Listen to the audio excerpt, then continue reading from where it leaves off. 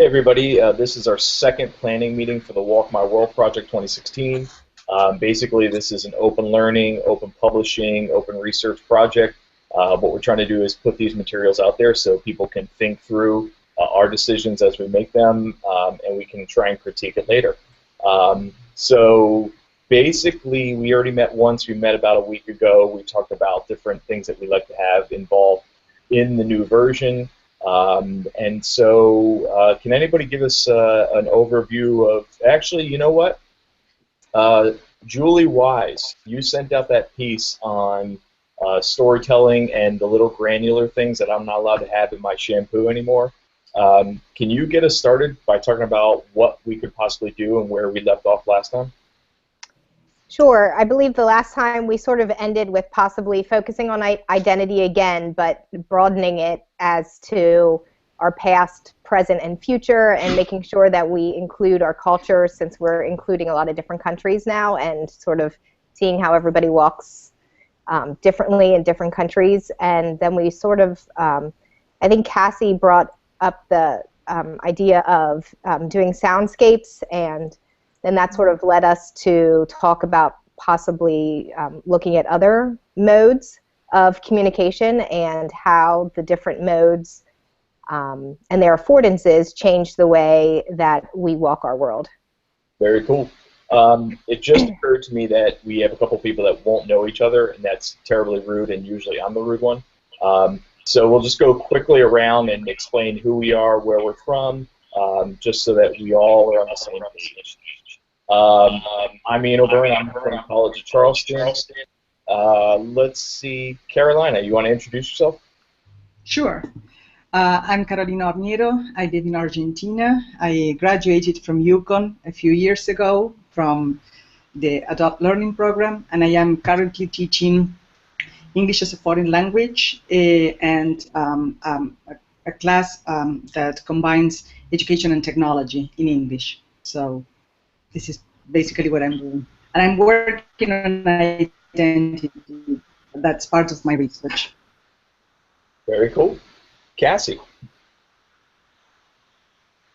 Hi, my name is Cassie Brownell, and I am a PhD student at Michigan State. And along with my colleague John Warga, we have just launched our student week yesterday for a project called #HearMyHome, which is very much modeled after some of the thinking that has gone behind Walk My World in terms of creating an open network where people have access to collaborate and create this network as well as research within it.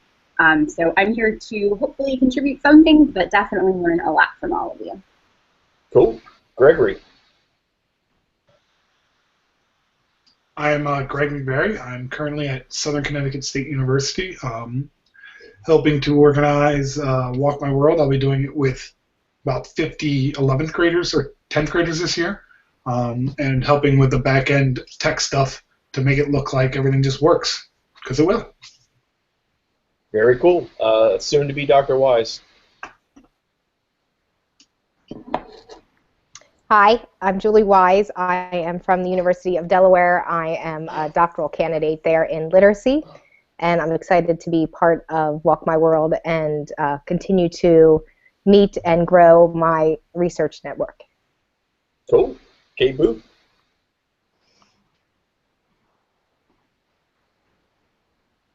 It's not working.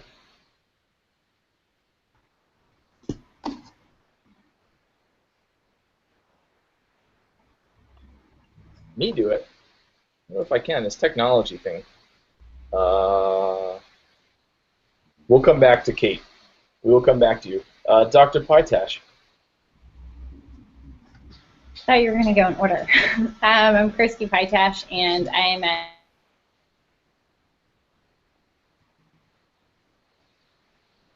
Man, technical difficulties. Pytash, you're frozen. Sue Ringler-Pett. You skipped somebody.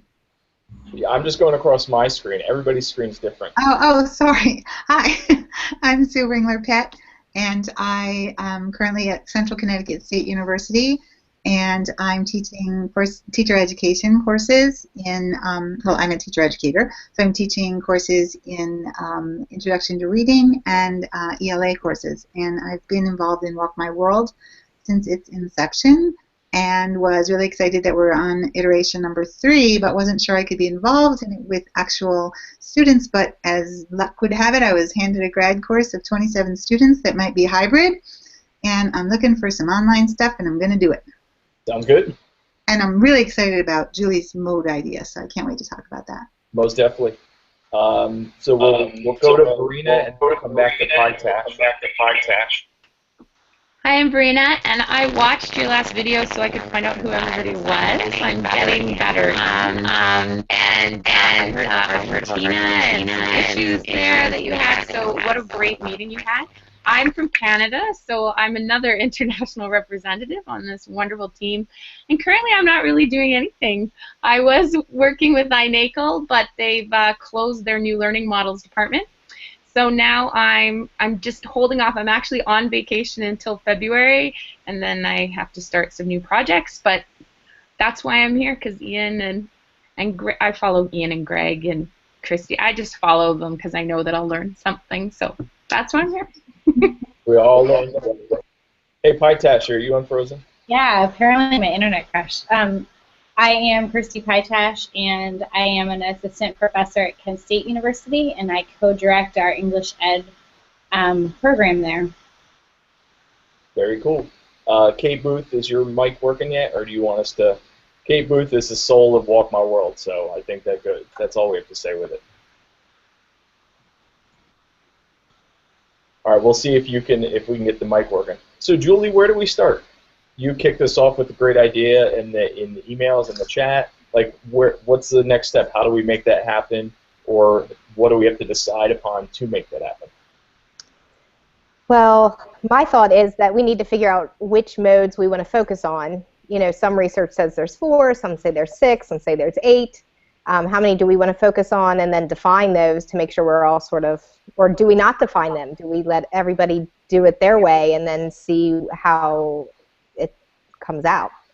So I guess that's the biggest thing. How how focused do we want to do it, or how open do we want to do it?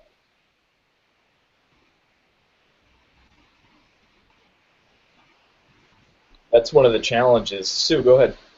I was just thinking, you know, we keep calling it the IT, and so we don't really know what we're talking about because we don't have a theme. And I was wondering whether I can't tell. Can you hear me? Yeah. I was wondering whether you can't hear me? No, I got you. Yeah, I can hear you. I was wondering whether we're actually looking for a theme, or whether we're looking for sort of a system of how learning events work, in that maybe people supply content and we supply something like start in this mode and go to another mode your own way. So I wonder if we need to ask a question first. Decide, are we looking for a theme, or are we looking for sort of, what do you do in a learning event? Might it be different this time? Might it be all about mode changing or transmediation? I thought, and I thought Julie kind of, and Ian summarized what looking at our theme of, you know, explaining your past, present, future through multiple modes. That's kind of what I'm coalescing for this year's gathering. And I would say, we talked about last time of scaffolding out the modes, like in the beginning, like saying, oh, you're going to do something with sound this time. You're going to do something with images this time. You're going to do something with text this time. You're going to do something with video this time. And then it's just after that, so that would put us to Learning Event 5. And that's where you get a little bit more autonomy to match the mode to the task and see where people take it. But I would scaffold them through an explicitive activity of each of those 4, video, audio, text, and images first.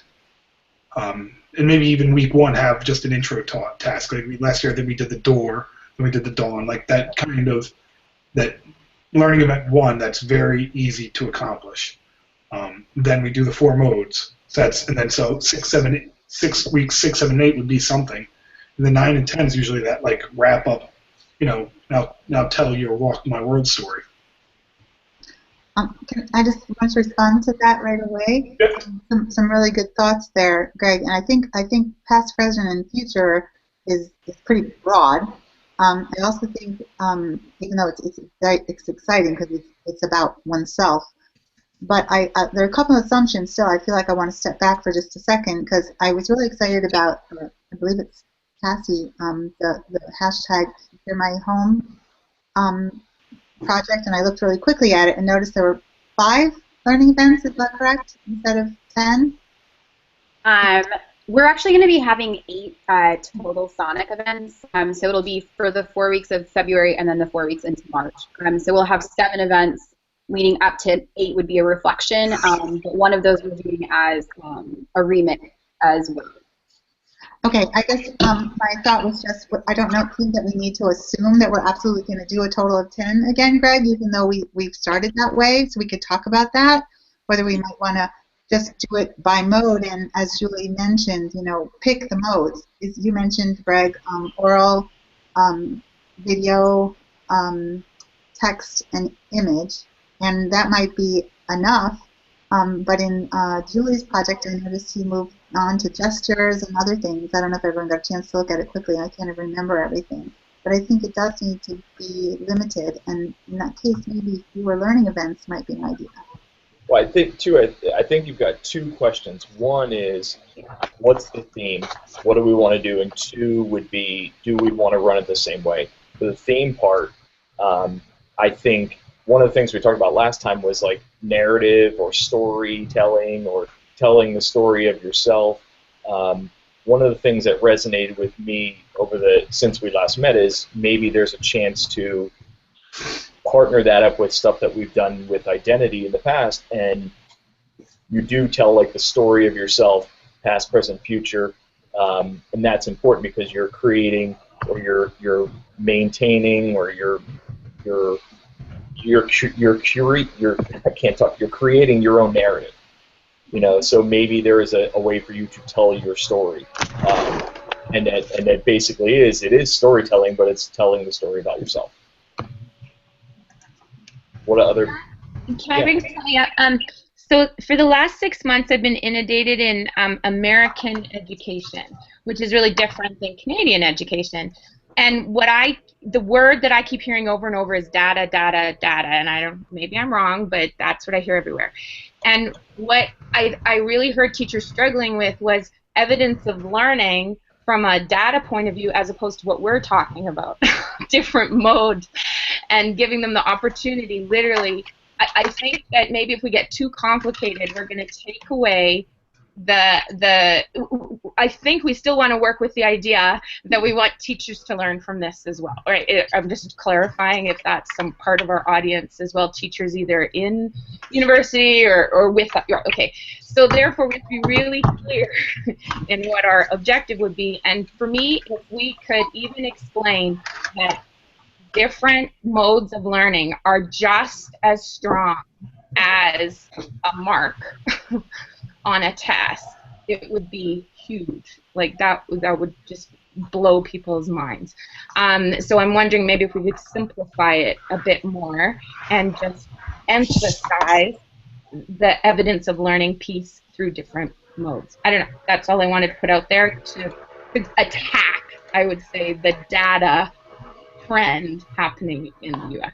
Well, we could make that a learning event 9 too. It's like now go and identify, pick somebody in the stream, and look at pick somebody and write up their world. Like you make that, it's look for evidence of their knowledge growth or growth of their abilities, and you make that kind of a week 9 task. Or it's you do a self-reflection in week 9, and you reflect on somebody else in week 10. We sort of had that last year too. Yeah. The last 2 weeks we had the story of us. We took the Mozilla WebMaker piece and the Chicago Youth Voices, whatever, and it was, okay, tell the story of yourself and then tell the story of us. So it's like document what you learned. And we could have in that ending students, participants talking about, well, this is what I learned, this is how or where I learned it. And it was just as valuable to me as, a lecture or a book or whatever. And there's also nothing stopping you from forking your own little project off of the side thing. There's a couple of people I did a rhizomatic learning with last year, and they're thinking about following Walk My World and trying to do some just rhizome analysis, like Leander and Rose piece on rhizomatic learning back in RRQ and back in the day. So we could have little side projects. We'll set this up one way, and then Terry Elliott and Kevin Hodgson are just going to take it and run with it and do something completely different. So I think if you have these little pet projects, don't think, even if it's not built into the major flow, that you still can't find some way to do it. You trust me, I'm going to find some way to turn every learning event into some kind of poetry thing on some level. So you can always customize it to the content. I think what Sue's original's point was, I will be teaching high schoolers. Some of you are teaching pre-service teachers. So if we can take the task and make it so you can fork it to whatever content that you have to use, I'm cool with that as well.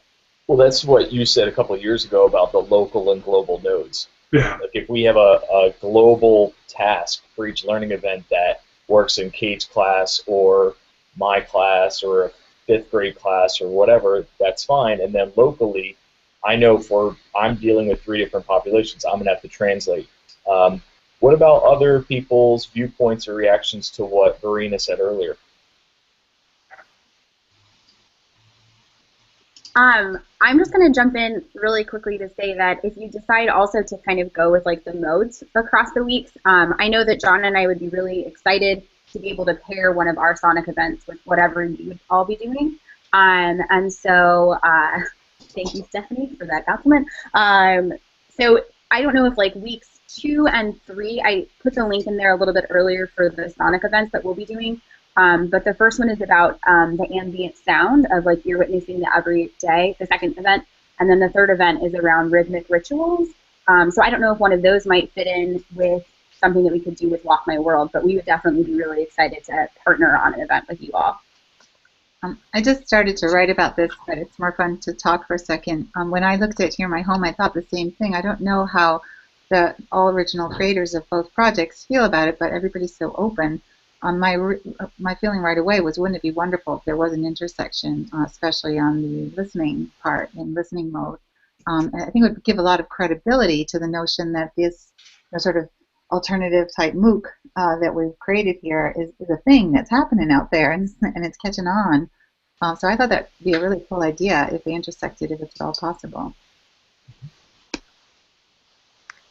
Yeah, and I think assessment is a big deal, so I think that's good that it was brought up. I'm going to share my screen just really quickly to show you an article, and then I'll share the article with everybody. It's let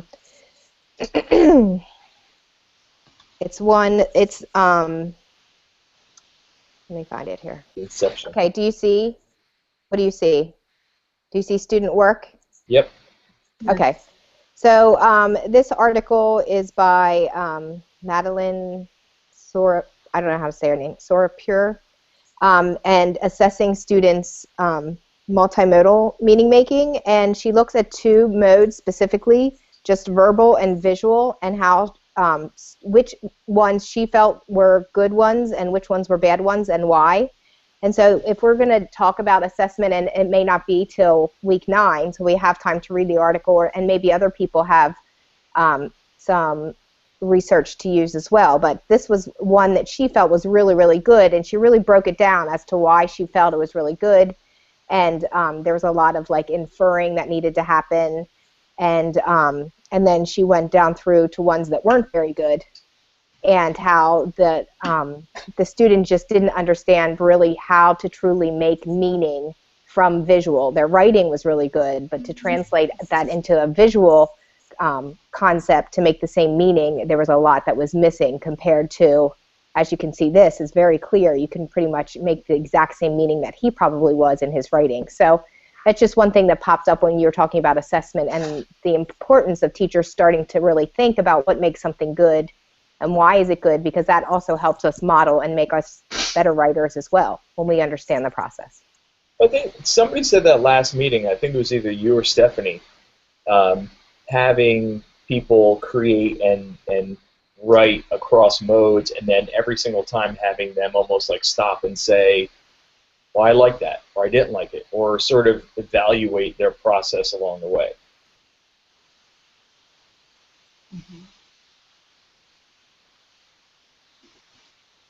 I think, you hear me? Yep. Okay, good. I think reflection is a really critical part of this whole experience. So not just for the moderators and the facilitators, but for the kids as well. So anybody participating should have times built in to reflect on what worked and what didn't, and why, because that's how we discover where our hidden talents may be.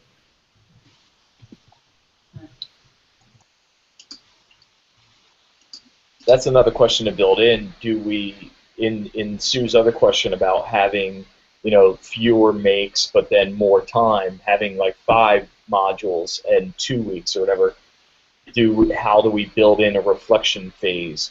Paitash, any last thoughts before you go?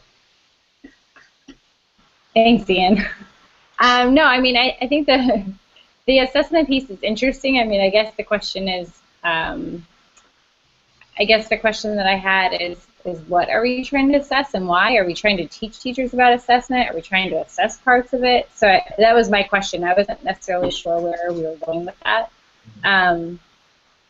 So yeah, that was it. Other than that, I mean, I think that was our purpose from the beginning, right? Is always trying to make it open enough so that people can take it and run with it in various ways. So.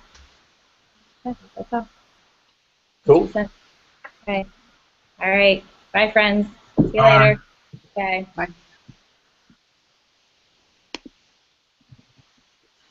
So back to the theme question, what do we think? Is the narrative piece, the story of me and the story of us? Is it talking about yourself and telling a story across past, present, future, stuff like that?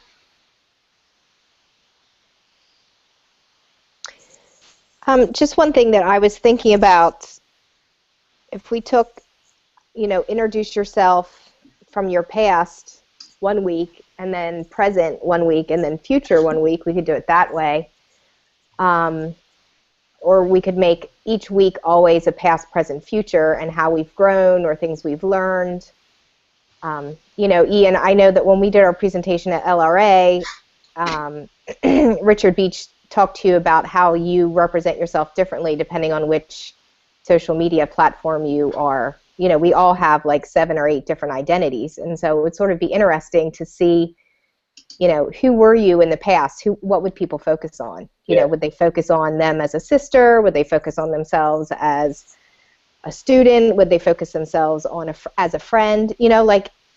How would you explain who you were in the past? It would sort of be interesting to sort of leave it open, but yet focus on a different time period each week.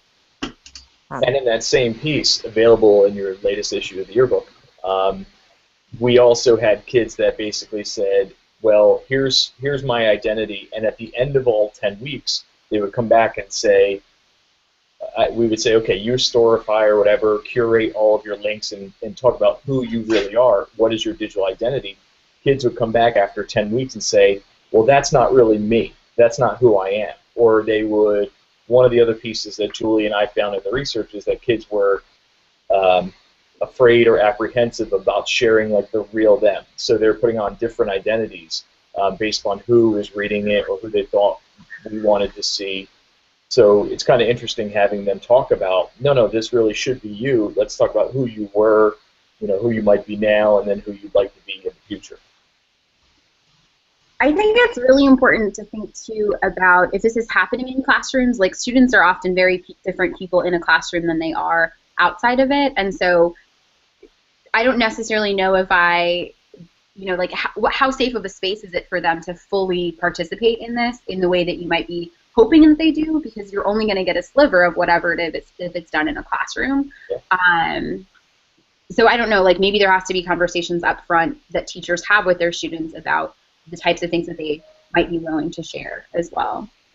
Mm-hmm. I know in the local. Go ahead. So I was thinking that really works well with the past, present, and future theme, though, because past, what could we do? What could we say? What did we think we could or say? What can we do right now, and what it could look like in the future? And that, I don't know, it would really easily blend into all of those themes. Maybe what we do in the first, four when we're introducing the tasks, we do all three, past, present, future. So it's find 3 images that represent who you are in past, present, future. Find 3, sounds who you are past, present, future. Find 3 videos, past, present, future.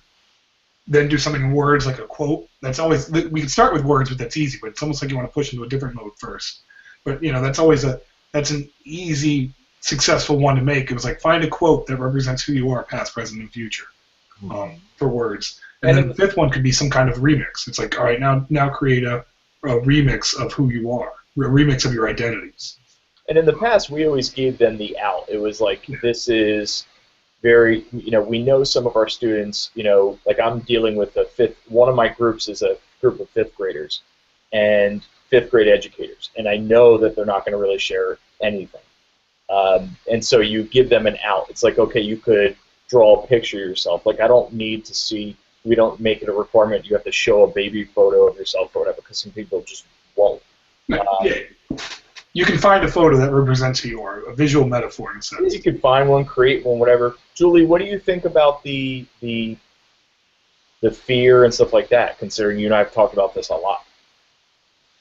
Yeah, I think that if we leave it open to say, like Greg was saying, something visual that represents your past. So it could be a map of where you live, or it could be a football because you play football.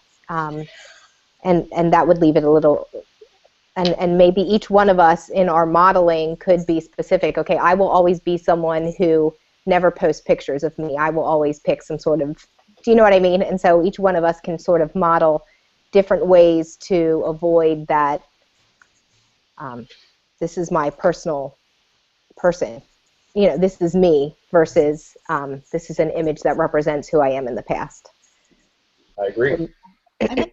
I'd like to think that maybe the modes could help people with that problem. That's the truth, is that when you don't want to share something a certain way, you share it another way. Right. And so I love what Greg said. The simplicity of past, present, future is now making sense a little bit. Yeah. And the idea of start with text or start with image and simple at the beginning, I really like too.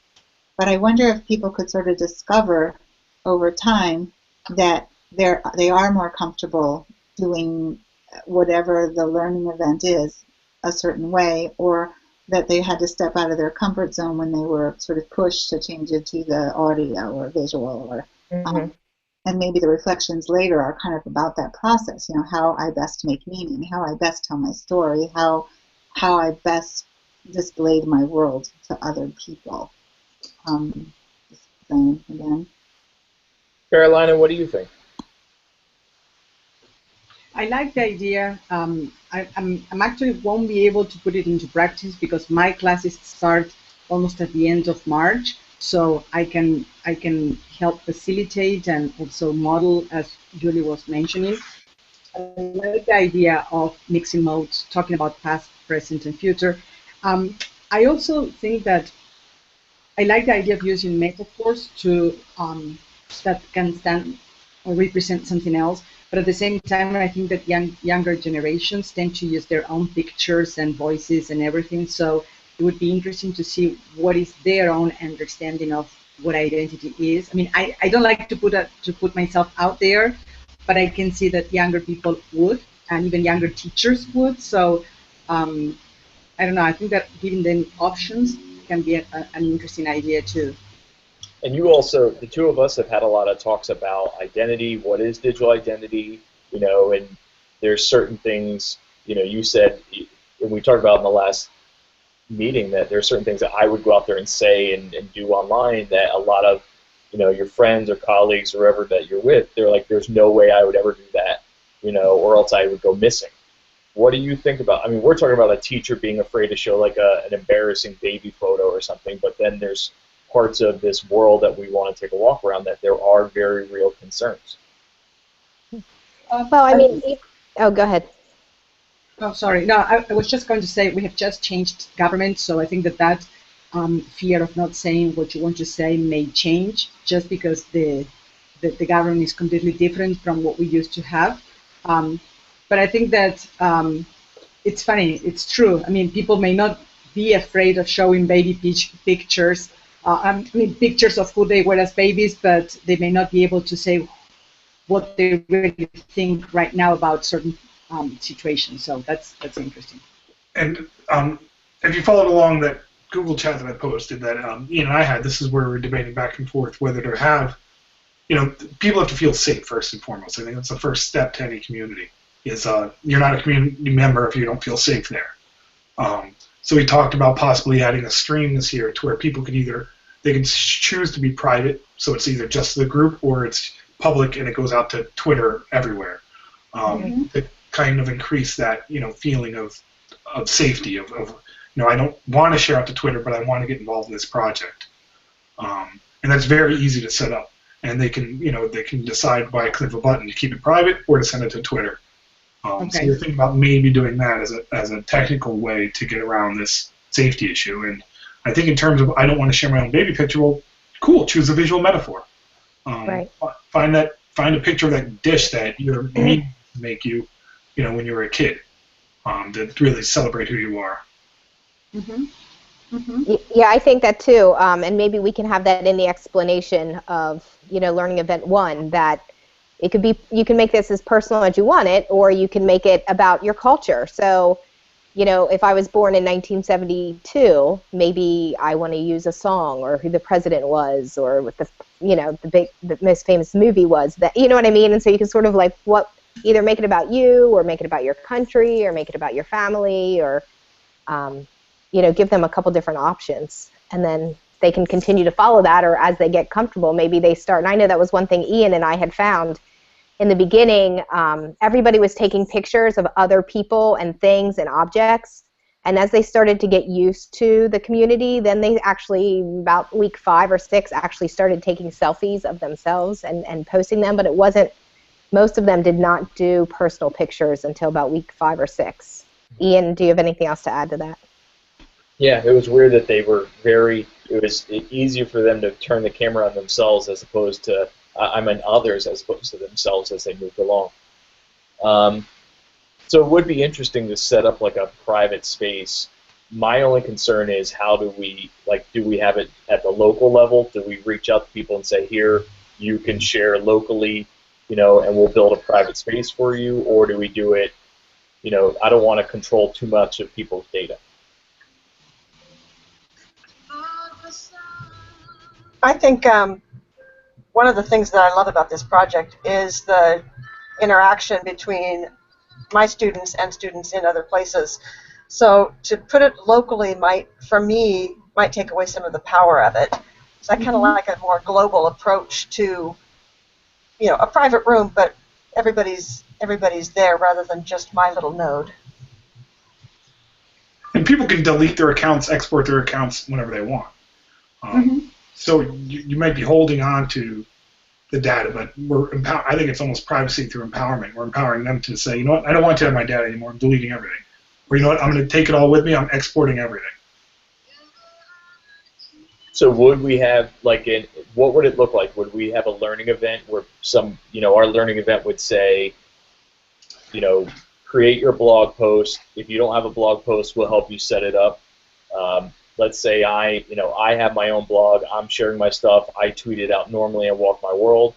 I could choose to share it in the private place, but then also online. But what about, students that I will see tomorrow that I'm going to say, you have to build a website, you're going to be tweeting out through Walk My World. What would that look like as we have those discussions? Your first class is tomorrow? Yep. It's very early. Yeah. Welcome ready for tomorrow. That's wow, you guys started early. I kind of changed back up for a second, away from the privacy or the node thing for a minute. To just hit on something with this past, present, future, if you don't mind. Because it seems like past, present, future is 3 things. And I was thinking about, just in my own life, how I have this kind of schema in my head of the timeline of my life. I don't know if you think I'm crazy, but do any of you sort of have some sort of a schema in your head about like important people or events that like lives in your head in some format? Just a nod or go nuts. No, yeah, maybe. So I'm thinking, no, I'm just wondering if we could broaden past, present, future to be kind of highlight spots on your life timeline, like a couple that are in the past, some that are in the present, and imaginings of the future. I'm just. Well, yeah. I mean, when we first sat around that bar in Boston and talked about this project, one of the things that we liked is that it would happen in the winter, so we would start it off and you see things changing. For many of the people that are involved in this, these mandated tweeters, they have to go out and they're in the middle of something bigger. Most of us are dealing with pre-service teachers, whatever. So you could say, okay, who were you before this? Who are you now? And now could be within a couple of years range.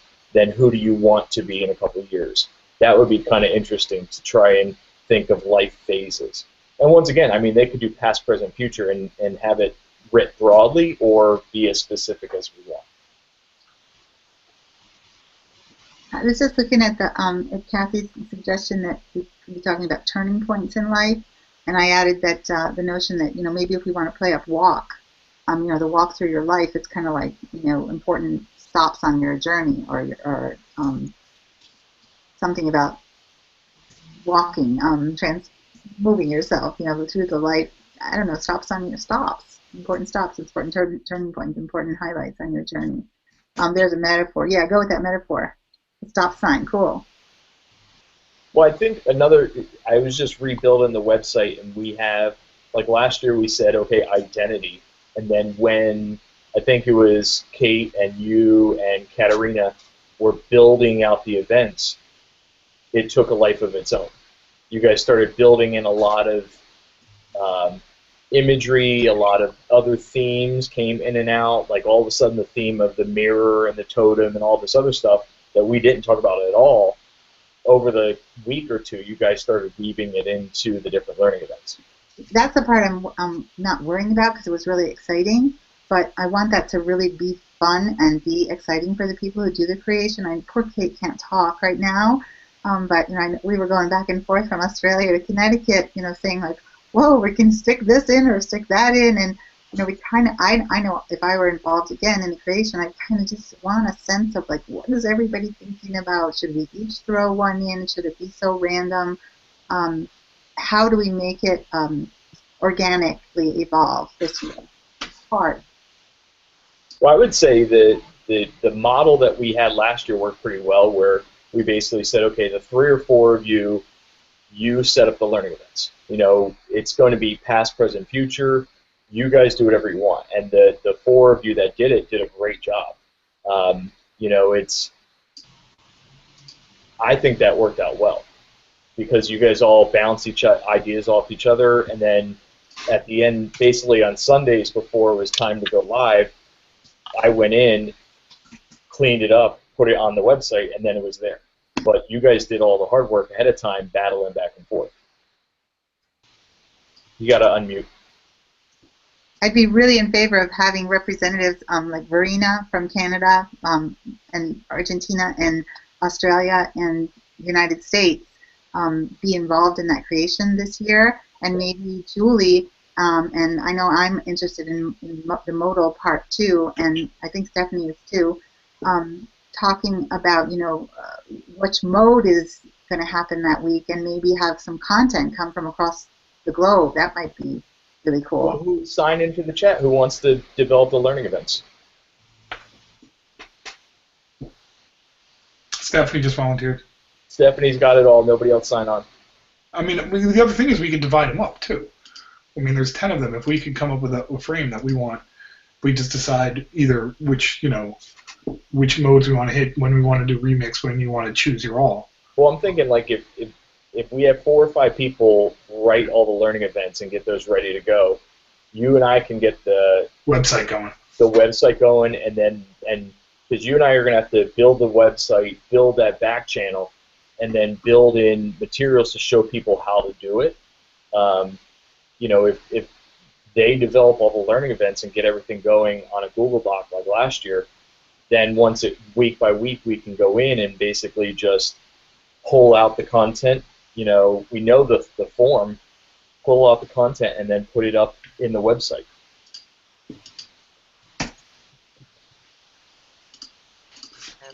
And I think with the Cassie brought up the question about the Hear My Home and the sound. I would love to have parts where we say, okay, this week we're doing audio, then there'd be a way to connect. It's like, hey, let's connect with this other community. I don't have a problem with it. I know that there's other voices here. It is an open project, and so I like the ability, and we talk a lot about local, global, so I don't have a problem reaching over, but I don't want people to get feelings hurt and stuff like that. So. Can you hear me or? Not? Yeah. Oh, yeah. Great. Just plugged in the other side. I really like the idea of different countries creating the event, so it really starts to have that, using authors or literature that's the different countries. I sort of hijacked last year with Sue when we were doing the learning events, putting in the Dorothy McKellar, I think the Dawn, and, just trying to give it a little bit of, get some Australian stuff in there. But it would be really nice, since we do have different countries here now, it's starting to sort of have that more global feel to really have literature or something, an event that perhaps has a flavour from that particular country as well. I really like that idea, most definitely. So, especially, having something coming out of Argentina, it's going through a lot of change there, and it would be, because it's a great way to learn about the other countries. And for me, I sort of participate as an individual, but also, as you all know, having a very young class, but a big class this year. I go back on the 27th of January, so that's when our term starts. And our term goes from January to December. But for my class, what I generally do, when the first Walk My World, there was some, again, I go back to, sorry, it's still early. It is dawn here, funnily enough. The Robert Hass, like, I loved the poetry. I did. I'd love to see some poetry come back into it. And for my students being so young, I would just take probably a line or two or something. I'll read it to them, and like nothing's I can't. Obviously my class can't participate in every event. Depends on what the content is. But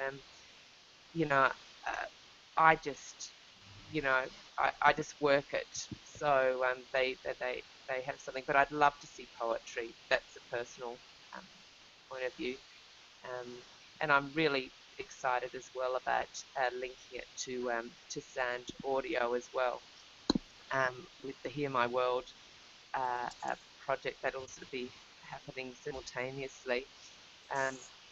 That's also where the transmedia came out, Ian, where I was just thinking how I can tie in my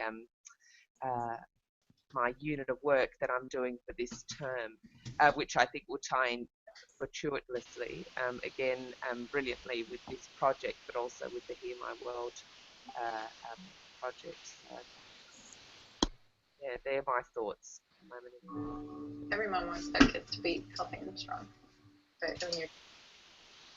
Yep. You muted yourself then, Sue. Wrong way, sorry. I wanted to add something to Kate's thoughts about her love of poetry and connecting with where we started with Julian Modes. And then Stephanie made a comment on the chat line saying that she's got her Hamlet and Frankenstein and her own curriculum, which we all know we have our own stuff. So here's a thought. What if we went with global poetry meaning people sharing, amazing multicultural snippets or poets or pieces of poems as a mainstay of the learning events, but the notion is to move out of the poem into something else. I don't know where I'm going with this, except that I've done so much just simple things in classes, moving from prose to poetry, and just watching the magic in people's eyes when they transmediate, I guess, just change any from one genre to another. So I'm just wondering if we could do that through mode, and we start with poetry, and they're handed a mode, and then they end up somehow not stuck in poetry, or we're not just constantly throwing poetry as the main thing. It gets to be personal. I'm not getting anywhere, but I want to connect what Kate just said with Julie's original idea, and I need help. Well, you guys are going to write up the learning events. I mean, it's start to fold them in there. Well, the point is, do we commit to multicultural poetry, and say that it's really going to be a focus on poetry because we know that poetry and tech wins, and we always end up at conferences when we do that, or is it just poetry some of what we do? So I think that's a good question. I think we had a good balance last year where it was some of the mentor texts, but not every one of the mentor texts. Yeah. Mm-hmm. So I think, and I'm big on, I really want to have, whether it's audio, visual, soundscapes, I want to have a mentor text, and in the learning events, have that part A where there's some kind of analysis of that mentor text, and then the creation of a new text. Yeah. And in terms of, for Ian and I, the more that the learning events team can settle on the same structure, the easier it is to, well, it's a good point of instructional design. You're removing, you're removing the amount of inferences your users need to make because they follow the same format, but it's also in terms of just design of the website. And so I went through last year's events and tried to pick out what were the elements that we had. And we had that task description, a mentor text, and a guiding example. We may not be able to have the guiding examples yet this year because we're going so different. Well, I think your first question, Sue, I think I would focus more on mode as opposed to just poetry. I'd have poetry be one example. I agree with that now a lot. I think, and have people move across mode, because I think one of the things that we've come across in our discussions is that our students and we have challenges moving across modes. All the transmedia stuff we talked about, there's challenges there. In looking at, so we've been rebuilding the website. It might look the same. It's not. So now it's a WordPress site. If you're interested in learning WordPress, if you want to, I put this in the Slack channel. If you want to learn WordPress, now's a good time. But the new site is there, so I was going through one by one through all of our old learning events, and it's kind of interesting because the first year our learning events are very short and sweet. Mm-hmm. And then they built up. So last year they were pretty expansive, and as we got from learning event 1 and 2 and 3 down to the end, they were very broad. One of the things I was going to suggest is, and people said it in some of the feedback earlier, is that they liked the exemplars. They liked seeing what this might look like later. Yeah. As you develop the learning events, we need you to build stuff that we can put out there. Because what was happening is last year on Sunday I would sit there and finally build out the site and put the learning events up to launch it, and then all of a sudden it was quick, find something that looks like this. So we would need you to, the first couple of learning events won't be hard, but we need to show them, all right, this is what it could possibly look like. But I think at the same time, somebody said it earlier, each week I think one of us, we should all be doing the learning events as well, but each week we should probably pick different areas that we want to hit, so that we have a representative sample of everything that people could do. Great.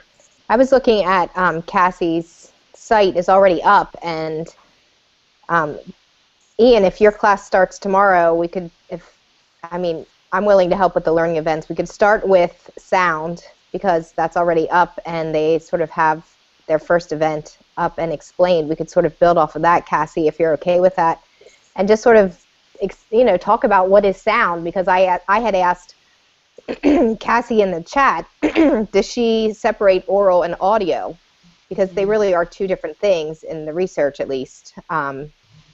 Like audio, to me, anyway, is any like special sound effects or music or that sort of thing. And oral is what I'm doing right now. It's my voice. It's words speaking. That's a good distinction. So I think when we go into this whole mode thing, and I'm certainly willing to help everybody build the definitions for the but I do think that we really need to open that up and say, what is sound to you? Is it just, when you hear the word sound, what does that mean? Do you think of people's, because a deaf person, sound means something different to a deaf person or hearing impaired person. Sound to them is probably like a beat, like it's actually something they feel. So, yeah, that's my thought. In terms of timing, I hope to I'm not worried about starting tomorrow. What I'd like to do is have week 1, like we have the pre-boarding week. What I'd like to do is probably have week 1 be like the 3rd week of January. Mm-hmm. We can do that. And because we go till beginning or middle of April. So what I'm hoping is, like, if next week I say to them, okay, we're building our blogs, we're building websites, you need to use Twitter. Next week I can do all the onboarding stuff with them and have pre-stuff, which I think we pretty much have all that ready to go. Then the week after, like the 3rd week of January, would be week 1. Where it'd be like, here's the official launch of everything. We launched the first learning event, stuff like that. I think we can do that. So that would have to mean we'd have to have the learning events wrapped up by. I freaking hate the new map. I want an old calendar on my front page. Well, no. Last year we had they were still working on them as we started. Oh, okay. Yeah, I think as long as they have the first like 2 or 3 ready to go, so that we can put them up. They were still haggling over the learning events as we were going through. They pretty much were finishing them up like a week or 2 before we actually launched it. That doesn't mean that's the greatest way, though, Ian. Like we did that because that's how it evolved. But it might help certain people as they teach their classes. I know this year it would help me if I knew that we were doing sound first, and then we were moving into text. And I knew all 8 or 10 of the learning events, 5 to 10, however we're going to have it. I really would push, if we're going to have a team, and I'm happy to be part of it, that we try to lay them out. We could expand upon them and let so we don't get any of our creativity lost. In other words, before each one is launched, there could be more added, or more when you get involved, there could be more creativity included. But I think we should. I'd really like to see them mapped out in advance so that people could work with them on their syllabi, or I don't know. Do you agree with that, Kate? That last year it was hard that way?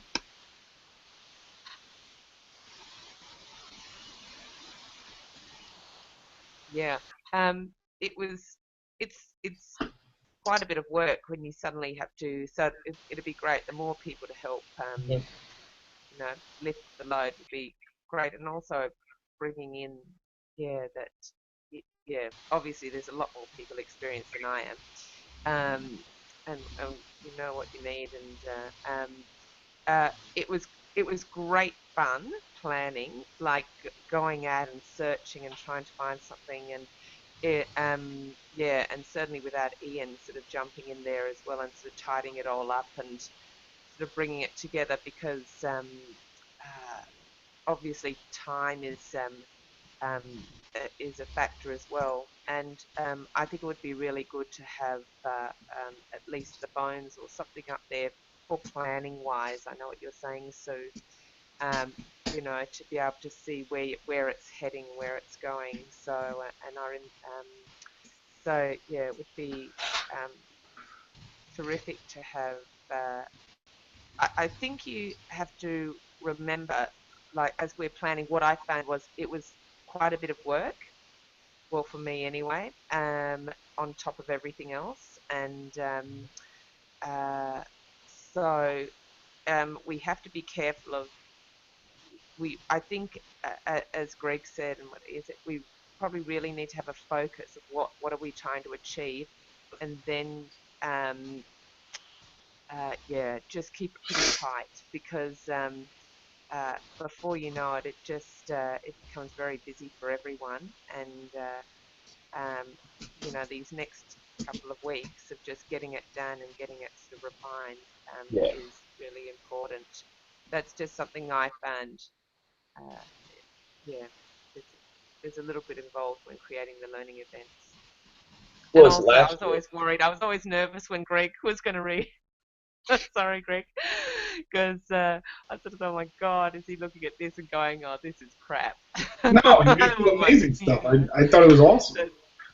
Well, Sorry, last buddy. year it was you guys had great ideas, and then we had 3 or 4 learning events that everybody got busy, and then all of a sudden it was like it was like you all had such vested interest in it that there was like 2 or 3 competing camps on which direction we should head. And it was like one of us would have to go in and be like, okay, this is what we're going to do instead. And it was like, okay, you know, everybody take off the jewelry, it's going to be fine, like put down the fisticuffs. Cassie, what were you going to say earlier, because we keep cutting you off? Oh, that's okay. I'm just sharing in the chat some different resources to help kind of explain a little bit more of how John and I have been thinking about sound and soundscapes. So I included a book called The Soundscape, which has been really helpful in our thinking, as well as a link to our SoundCloud, where we presented kind of an overview, and it's like a lot of varying soundscapes that were just drawn from like sounds that we had. And then I also included a link to this John has a fellowship through the anthropology department, which is where we'll be hosting our network, and so kind of explaining a little bit of our thinking about it more in depth for people who are interested. That is super cool. I wonder if we could have, it is really cool, I just looked at that book and it had to not do a one-click Amazon thing, which I wanted to. I wonder if we should do something like just have a dumping ground right away where people just think past, present, future, and the notion of text broadly, the way Greg talks about it, that, you know, dance could be text, and video and images and all the other things we know of as text, including print. But think in terms of their own lives, their culture, the most beautiful texts they'd like to share, and just dump them in a Google Doc as food for thought for learning events, and then work from there. Wonder. You're getting reprimanded by Stephanie. Better go. I'm on it. We have Steph's already got it done. What are you talking about? we've got 9 of 10 figured out already, so we have one left. So, last question, and then we can all go our separate ways. One of the things that Sue brought up earlier was are we still wed to the 10 learning events, 1 per week? Do you want to make it 5 and double it up for 2 weeks? Do you want to? Where do we fit in that? Actually, I have a second question after that, so go ahead and answer that first.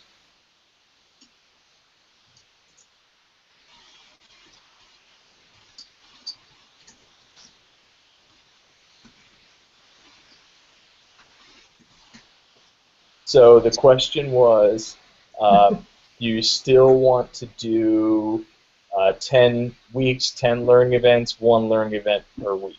Or do you want a hybrid? Do you want 5 learning events, 2 weeks per learning event? Do you want 1 learning event for 1 day? What do you want? Well, right now we've got ideas for 1 each week, but I think independently people could blend them very easily. Okay. So I think we could just leave that part open. It's like, here are 10 weeks. You can do them all one by one, or you can blend a couple of them, and I think that might add to the overall effect at the end too. Okay. We have to remember, we actually stopped calling them weeks. We called them learning events because some people decided, you know what, I'm going to do 2 weeks on this event. Right. I'm going to do 3 weeks on this event. Yeah. Or like in Carolina's case, I'll see my kids in March. Other people have come in and said, hey, I'm not going to be able to do this till this summer. Is that okay? Yeah, it's okay. Go back and do the events whenever you want. Last question, last meeting, we talked a lot about culture and reaching out to other cultures and stuff like that. How might that play a role in this? It seemed like something that we wanted to make sure was in there. Yeah. I think the way these events are laid out, I think we're going to get that organically, because we're talking about hearing my home and where I've been and how I travel and where I want to go. So we've got all of these things built in that as different people participate from different places, we're going to actually get that without having to force it. Cool. Any last thoughts from anybody? No, this was awesome. Thank you. Yes, Fun. thanks. I didn't see the template, and it's looking fantastic. So you guys are awesome. It's already done. Good. I'll just give this to my kids tomorrow in class and be done with it. I don't even have to show up. All right, so we will hang up on this. Cassie, I got a question for you after we hang up about how much you're paying for SoundCloud. All right, let's hang up.